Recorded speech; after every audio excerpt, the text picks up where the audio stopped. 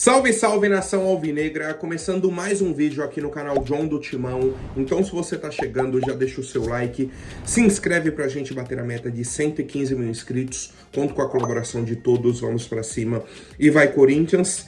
E, cara, infelizmente, né, temos que falar sobre esse assunto, arbitragem novamente, porque o Corinthians foi extremamente prejudicado na partida de ontem, diante da equipe do Internacional fora de casa. Tá, vamos falar, porque assim, foi marcado um pênalti pro Internacional depois que já tinha passado o tempo de jogo, né? Já era para ter acabado o jogo. O árbitro não deu pênalti em campo, vai pro VAR, e aí o VAR fica, e chama pra revisão, o cara olha, não, eu acho que foi pênalti mesmo, vai lá dar o pênalti e o Inter empata o jogo, né? Vamos comentar bastante aí dessa partida, algumas repercussões, mudança no calendário do futebol brasileiro e muito mais, tá? Peço que me sigam nas redes sociais, todos os links aqui embaixo na descrição. Vamos pra cima e, editor, pode rodar a vinheta. Salve o Corinthians! Bom, família, quero apresentar para vocês a Mais Ágil, parceira aqui do canal John do Timão. Para você que quer fazer a antecipação do seu FGTS, aproveitem, tem o telefone aqui no banner, o link na descrição. Você entra em contato, já consegue antecipar esse valor para fazer uma viagem, comprar algo que você queira, né? Fazer um investimento financeiro. Não importa qual seja o seu objetivo, a Mais Ágil é a solução rápida e simples para solucionar o seu problema, tá? Bom, família, vamos comentar um pouco, né, o que foi a partida de ontem, e aí a gente vai chegar no último lance, que é assim, o divisor de águas da partida de ontem. O Corinthians entrou em campo com algumas mudanças, né? No ataque a gente já sabia, o Yuri estava suspenso, tinha que entrar alguém, veio o Vitinho, até aí ok. Só que a gente teve a entrada de outros 3 jogadores. O Angileri voltou a ser o zagueiro, o Kaká no lugar do João Pedro Choca, e aí o Kaká é um personagem importante desse jogo. O Hugo na lateral esquerda como ala esquerdo, né? E ainda tivemos, na verdade foram 4 mudanças, né? Falei 3, foram 4. Tivemos ainda o retorno a entrada do Rian no meio campo. Então algumas mudanças aí, né, nessa escalação do Corinthians para a partida de hoje. E a gente vai falar sobre essas escolhas do Dorival depois do jogo, né? Beleza. O Internacional começou melhor a partida, teve chance com o Alan Patrick, 2 chutes de fora da área, Hugo Souza fez as defesas, beleza. Quando o Corinthians organizou o time, colocou a bola no chão, a gente abriu o placar. Uma jogada muito boa do lado esquerdo, inversão da Angileri para o Mateuzinho faz um ótimo cruzamento para o Guinegão completar no contrapé do goleiro. 1-0 Corinthians. Mateuzinho, que eu vinha cobrando no primeiro semestre, que ele chegava na linha de fundo, ele nem olhava, ele jogava a bola para a área. Aí o cara corria no primeiro pau, a bola tava no segundo. O cara ia pro segundo, ele dava a bola no primeiro. O cara corria fechando, ele dava o passo para trás. Ele nem olhava, ele só jogava a bola para a área. Ele mudou isso. Inclusive, ele tá com 4 assistências no pós-Mundial de Clubes, né? 4 assistências. Então ele tem que ser parabenizado por isso. Melhorou, evoluiu. E que siga evoluindo. É a função do lateral. Enfim. E aí ficou um jogo bom pro Corinthians. Corinthians 1-0. O Inter tava mal no jogo, né? A escalação de 3 zagueiros. O Inter não tava conseguindo jogar. E o Corinthians chega ao 2-0. Jogada centralizada. Chega no Breno Bidon. Ele dá o passe no Hugo. Lateral esquerdo, Hugo Farias. Ele carrega. Chega na frente do goleiro, consegue dar uma puxadinha para a esquerda e faz o gol. 2-0 Corinthians. Opa, melhor dos cenários. O time bem postado em campo, não estava sofrendo defensivamente, faz o segundo gol. Só que o gol foi anulado por impedimento. E aí eu vou até pedir para o editor colocar na tela, né, rapidamente aí a foto. Cara, eu quero que vocês me mostrem onde que a linha vermelha tá para frente da linha azul. Porque tá uma linha em cima da outra. Então, se tá uma linha em cima da outra, é a mesma linha. Então, seria um gol legal, né? A gente parte do princípio que essa câmera é péssima, tá? Essa câmera é péssima. Não dá para você concluir que ele está ou não impedido com essa câmera. Primeiro ponto, tá? É o primeiro ponto. Só que no Brasil, né, a ferramenta nunca é bem utilizada. Nunca é bem utilizada. Como que a gente não tem uma câmera na reta do campo? Todas as câmeras são na diagonal. E mais, pela linha que foi traçada, é gol legal. É gol legal. Não tem como ele falar, não, ele tá à frente por isso. Como? Como que ele tá à frente se tá uma linha sobre a outra? Mas o gol foi anulado, né? O gol foi anulado. Segue 1-0 Corinthians. A gente seguiu jogando bem e mesmo assim tomamos um gol no primeiro tempo. Numa falta cometida pelo Kaká, em cima do Carboneiro, o atacante do Inter. O Carboneiro era a válvula de escape do Internacional. Era a única jogada do Inter que dava certo. Era bola no Carboneiro em cima do Kaká. Ele ganhou todas, absolutamente todas. Inclusive o Kaká fez uma falta bizarra, né? Tomou o cartão amarelo, uma falta na lateral da área ali. Vem a cobrança, né? O Alan Patrick deu passe para dentro da área. O Oscar Romero finalizou e empatou o jogo. Só que o Luiz Otávio estava na frente do Hugo Souza e ele pula, né, para sair da bola. A regra atual é de que se o jogador atrapalha a visão do goleiro e ele está impedido, tem que ser marcado o impedimento. Impedimento. Então o Corinthians toma um gol num vacilo, não podia o Oscar Romero estar sozinho ali na entrada da área, não podia, mas o gol foi anulado corretamente. Tanto que o Bandeira anulou o gol no campo. Saiu o gol, o Bandeira já levantou, falou, ó, tá impedido. O cara tá impedido e tá na frente do goleiro. Ponto. O árbitro de campo, sabe o que ele fez? Pegou. O Hugo Souza tava com a bola dentro da área, né? Depois que o Inter comemorou o gol, o Bandeira deu impedimento. Deixa aqui, eu vou cobrar o impedimento. O árbitro apitando, põe a bola no centro de campo. Ele queria porque queria dar o gol. Sendo que o companheiro dele, o Bandeira, marcou o impedimento. Mas por ele, não, é gol. Ele queria marcar o gol pro Inter. Aí o VAR chamou e falou, ó, tá impedido. Ele ainda foi lá conferir, né? Realmente atrapalhou o Hugo. Aí deu impedimento. Aí volta a bola lá, onde já estava a bola, né? Mas ele queria a bola no centro de campo, porque pra ele era gol. Ele tava indo contra o próprio Bandeira. Só pra vocês entenderem a vontade dele no jogo ontem. Segundo tempo. Foi um segundo tempo um pouco mais truncado, onde a equipe do Internacional teve posse de bola, mas não teve grandes chances, tá? Isso a gente precisa falar. O Inter teve a posse de bola, mas não conseguia converter em chances. Não teve milagre do Hugo, não teve bola na trave, não teve finalização perigosa, não teve nada disso. Nada. O Inter não criou. E o Corinthians, por outro lado, tentava escapar nos contra-ataques e sempre falhava no último passe. Sempre era um detalhe, sempre era uma coisinha. Aí tivemos as 5 substituições no decorrer do segundo tempo. Primeiro, Matheus Bidu, no lugar do Hugo. O Hugo, inclusive, fez um bom primeiro tempo, né? Segundo tempo, ele começou a ser o Hugo que a gente conhecia, e aí ele foi substituído. Depois, o Dorival trocou os 2 volantes. Sai Raniel e Rian, entra o Martínez e Maicon. Pra dar mais fôlego ali, né? No meio campo. E deu mais fôlego. O Martínez entrou correndo para todo lado, deu esse desafogo pro Corinthians, né? E aos 35 entraram André e Romero, sai Guinegão e sai Breno Bidon. Então, na prática, o Dorival só trocou 6 por meia dúzia. Ele não mudou o esquema tático, ele só trocou peça. Só colocou o fôlego novo em campo. E tava dando certo. O árbitro deu 5 de acréscimo, o tempo foi passando. 49 e 50 e 55 e 59, 50 minutos de jogo. Então já bateu os 45 mais 5 de acréscimo. Lateral pro Inter. O árbitro coloca o apito na boca, o Dorival falou isso na coletiva, né? Pra acabar o jogo. Aí ele olha assim. Ah não, pode jogar. Tanto que o cara do Inter ia cobrar rápido, né? Pra ele não acabar. Ele viu que não ia acabar, aí ele voltou pra cobrar o lateral na área. Cobra o lateral, o centroavante dá uma casquinha, o Bruno Henrique cai, né? Cai. O árbitro sai pra acabar o jogo de novo. 2 vezes ele colocou o apito na boca pra acabar o jogo. Aí ele ficou ouvindo o VAR. ficou ouvindo.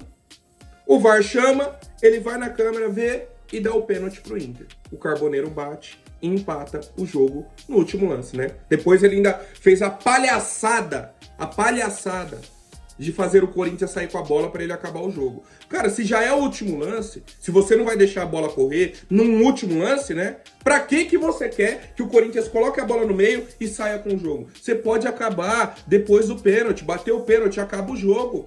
Você ainda fez a palhaçada de sair a bola no meio campo, né? E o Hugo Souza quase pegou o pênalti, pegou no antebraço dele, cara, que ele pulou no canto e o Carboneiro bateu mal, a bola tava pra trás, ele tentou voltar e quase pegou ainda.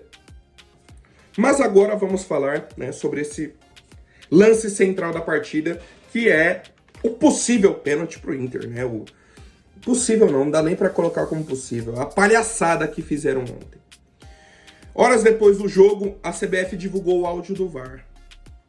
No áudio do VAR, você consegue ouvir o árbitro de campo, né, falando, o Rodrigo Pereira, ele falando, pra mim não foi nada, tá muito claro que não foi falta. Ele fala pro árbitro de vídeo, ó, pra mim tá muito claro que não foi nada. O árbitro de vídeo vê o replay umas 4 vezes e fala, ó, não teve impacto. O contato do Kaká com o Bruno Henrique não teve impacto. Opa, se o árbitro de campo tá falando que tá claro que pra ele não foi nada, o árbitro de vídeo tá falando que não teve impacto, tá resolvido. Só que aí eles continuam vendo o replay, muda a câmera, muda outra. Aí uma outra pessoa na sala do VAR fala, eu acho que teve impacto, né? Aí o cara que tinha falado que não teve, ele já... realmente teve. Não, pra mim teve. Ele já mudou de opinião. Ele tinha acabado de falar que não teve impacto. Um cara fala do outro lado da sala, teve impacto. Não, teve impacto. Vou chamar aqui você pra revisão. Aí vem o árbitro, olha o lance, não dava. O que vocês acham? Tô correto? Aí ele, não, pra mim tá correto. E ele vai dar o pênalti. E aí vamos lá. O Bruno Henrique, ele não ia alcançar a bola, né? A bola ficou distante dele. Ele foi pra chutar. Qual que é o movimento do seu corpo? Jogar o corpo para trás. Jogar o corpo para trás. É a lei da física. Você vai tentar equilibrar o corpo para finalizar. O contato do Kaká existe. Isso é claro, tá? Esse é um ponto. O contato do Kaká na camisa dele existe. Mas não tem impacto na jogada, né? Falei isso na live ontem e repito. Se qualquer puxão de camisa na área for pênalti, né? Porque eu vi torcedores do Corinthians ontem, meu Deus do céu, mas você tá doido, foi muito pênalti, o Kaká isso. Não foi pênalti! Não, coloque isso na cabeça, não foi! Não foi pênalti. Se qualquer encostão na camisa for pênalti dentro da área, a cada cruzamento vai ser um pênalti, porque todo lance tem alguém segurando alguém, todo lance de todo santo jogo. No jogo contra o Flamengo, né, no lance do segundo gol do Flamengo, o Corinthians reclamou de um possível pênalti em cima do Yuri, lembra? Que ficou o Alexandre e o Yuri, depois o Yuri caiu, tá um agarrando o outro. E aí, a arbitragem marcou o pênalti? Foi pro VAR? Não foi, por quê? Porque não é. Não é, tá um ali, outro aqui, nada. É do jogo, Mas ontem, contra o Internacional, foi. E aí, né, o último recado para torcedor corintiano que quer falar que, não, mas para mim foi pênalti. Coloca na tela, editor, a publicação do Mauro César. Vocês acompanham, vocês sabem a opinião do Mauro César sobre o Corinthians. Um cara que toda vez que ele pode atacar o Corinthians, ele ataca.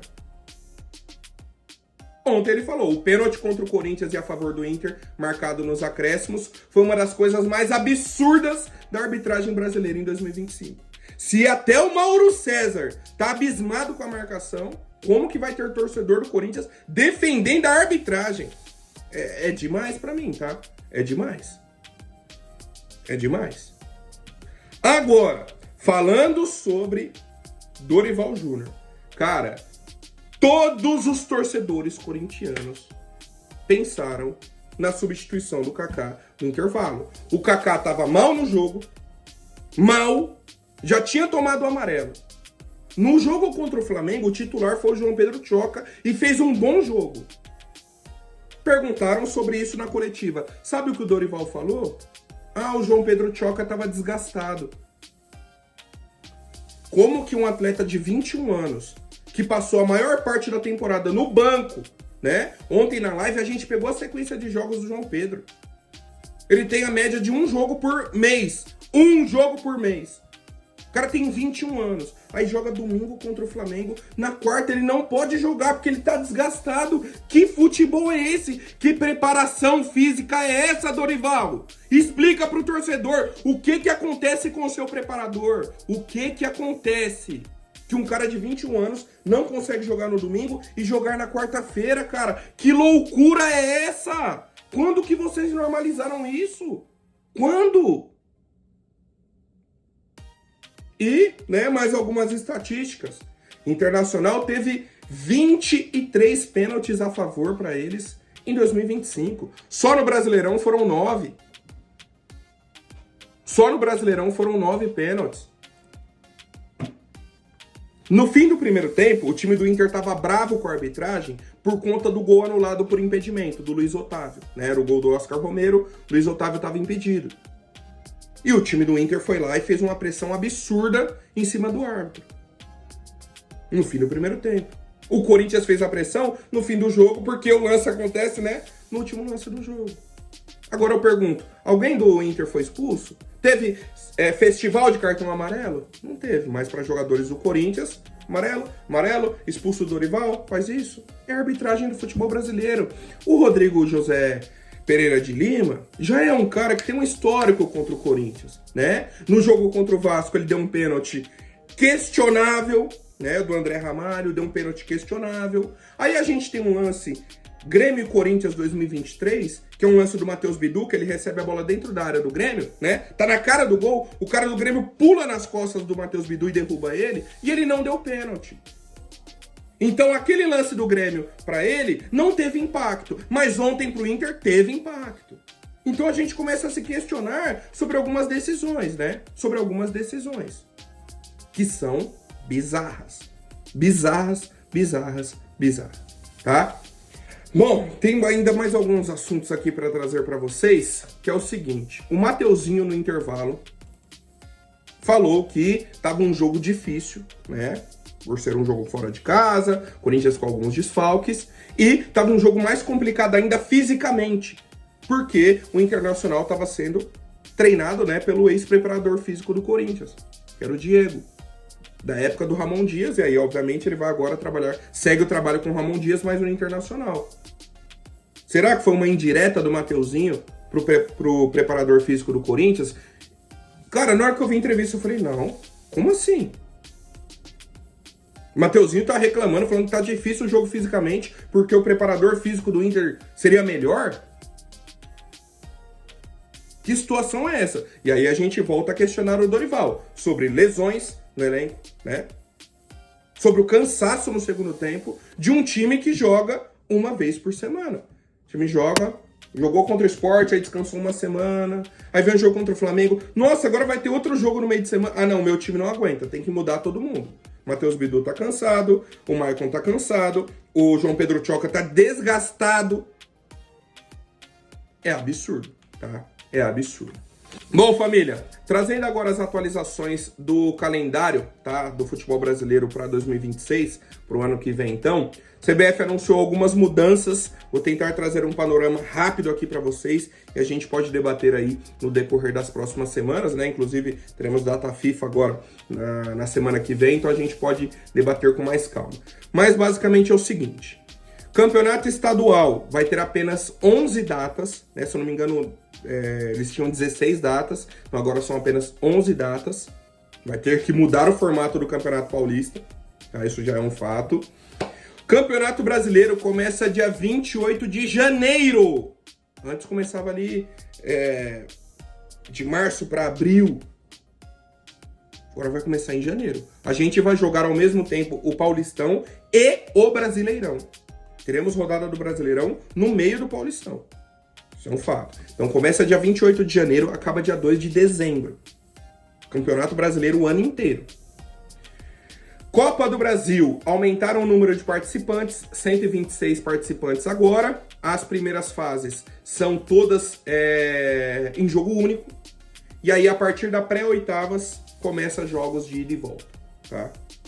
Ou só oitavas que é ida e volta, não lembro. Preciso confirmar essa informação. Ah, não, da quinta fase em diante, confrontos ida e volta. E os times da Série A entram nessa quinta fase. Então, teremos 4 fases antes, todas de jogos únicos. Aí entra quinta fase, oitavas, quartas e semi, ida e volta. E a final, jogo único, em campo neutro.